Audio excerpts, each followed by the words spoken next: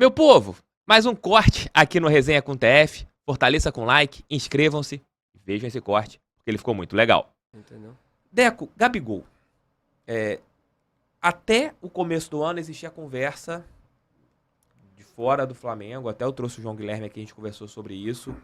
Se o Gabigol poderia entrar no nível de idolatria para rivalizar até com o Zico. Isso era falado, né? Apesar de parecer heresia para alguns flamenguistas ou para 90% dos flamenguistas, era um papo que você ouvia nos botequins, alguns comentando, pô, o Gabigol tem tudo para ser o maior jogador da história do Flamengo, pelos títulos, por tudo. E nesse ano a gente vê um Gabigol muito contestado. Ano passado ele já foi um pouco contestado em alguns momentos, até por estar um pouquinho mais rechonchudo, por não estar se cuidando mais, por ter virado um rapper, né, nas horas vagas. E a dedicação dele pro futebol parece que foi para um segundo ponto. Porém, ele foi decisivo em mais uma Libertadores. Foi o jogador que deu o título pro Flamengo contra o Atlético Paranaense. Você acha que já tá chegando naquele momento da história entre Flamengo e Gabigol ter pelo menos uma pausa temporária, ele seguir um caminho diferente para não arranhar a imagem dele como ídolo? Ou você acha que não, o Gabigol é um cara que tem que ficar no Flamengo por tudo que ele conquistou, se ele quiser continuar no clube por mais 10 anos, ele pode continuar? Ou você vê que, de repente, agora, aquela hora, olha, vamos emprestar o Gabigol para a Europa, vamos emprestar o Gabigol para outro clube, para ele dar aquela refrigerada e voltar depois em outro momento no Flamengo? Então, eu acho que é o pior momento do Gabigol com a camisa do Flamengo, né? Eu particularmente, ele tem contrato acho que até final de 2024, se eu não estou enganado, e falaram que o Flamengo estaria até pensando na renovação de contrato dele neste momento.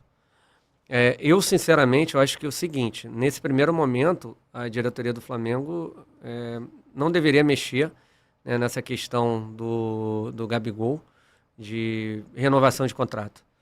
E ele é um jogador como qualquer outro, independente do que ele fez no passado recente. O que vale hoje é o que ele está jogando hoje. E se ele não está performando bem, ele tem que ir para o banco de reservas. Até mesmo porque a gente tem outro centroavante de um nível alto, que é o Pedro. Eu acho que o Flamengo não deve jogar com os dois mais. Eu acho que o Flamengo precisa, nesse sistema de jogo do São Paulo, ele precisa de jogadores de mais movimentação, né? Apesar que o Gabigol, você tem muita movimentação, mas você tem menos presença de área, menos finalização, né, com exatidão, né? Porque o Pedro é um cara que, quando está dentro da área, geralmente é letal. Diferente do Gabigol, que perde muitos gols. Ontem mesmo contra o Atlético Paranaense e perdeu. A gente vai ter essa oportunidade agora, o São Paulo vai ter essa oportunidade. O Pedro sentiu dores no tornozelo, mas muito provavelmente joga contra o Goiás e o Gabigol está suspenso, né? O problema do Gabigol é que eu acho que ele se acha o dono do Flamengo, né? O que ele tomou o terceiro cartão amarelo em 4 jogos. 2 ou 3 por, e a maioria por reclamações. Porque ele não disputa a bola. Ele não é um jogador que disputa. Isso me irrita profundamente. É um jogador que não disputa. Não vai na disputa. Que ele marca, ele corre, ele só cerca. Ele não marca ninguém, né? O Pedro também precisa ajudar na recomposição. A gente está com esse problema aí. Por exemplo, lá no Botafogo o Tiquinho ajuda pra caramba.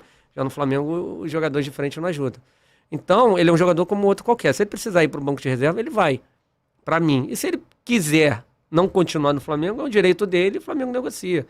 Mas eu hoje não veria, neste momento, o Flamengo renovar o contrato com ele. Também não dispensaria, mas eu trataria igualmente como os outros. Não pode ter nenhum tipo de regalia. Ele não tem que ter vaga cativa no Flamengo. Se não está bem, tem que sentar no banco.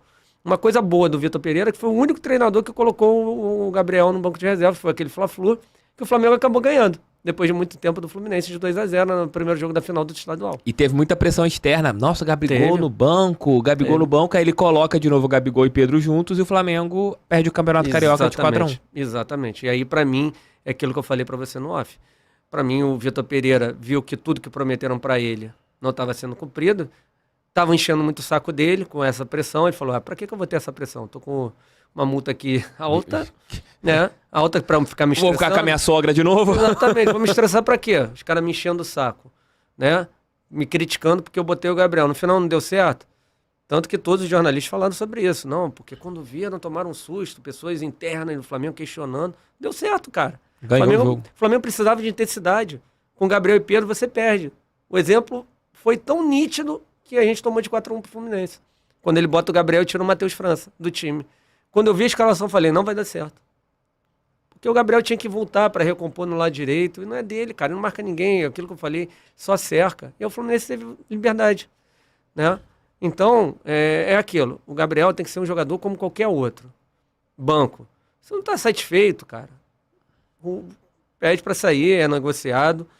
E a questão dele ser titular, tudo depende dele.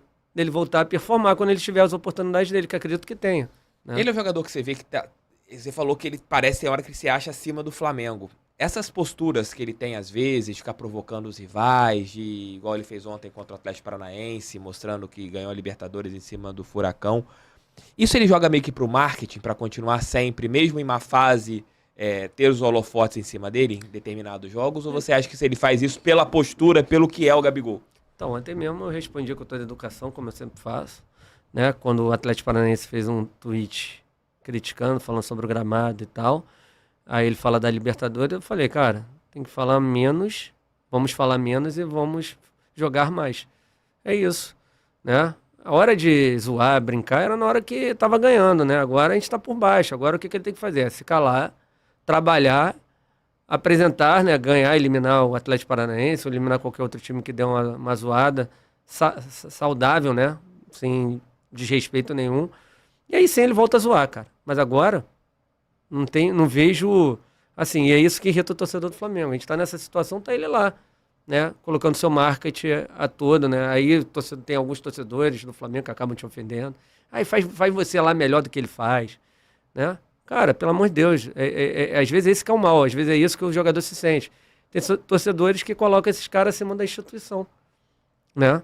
O cara pode fazer o que quer, pode estar jogando mal. Você é ingrato, ele fez o gol do título de 2022, fez o gol do título, os 2 gols do título de 2019, então ele pode fazer o que quer? Não é muito bem assim, não. O Zico não fazia o que ele queria, né? Exatamente.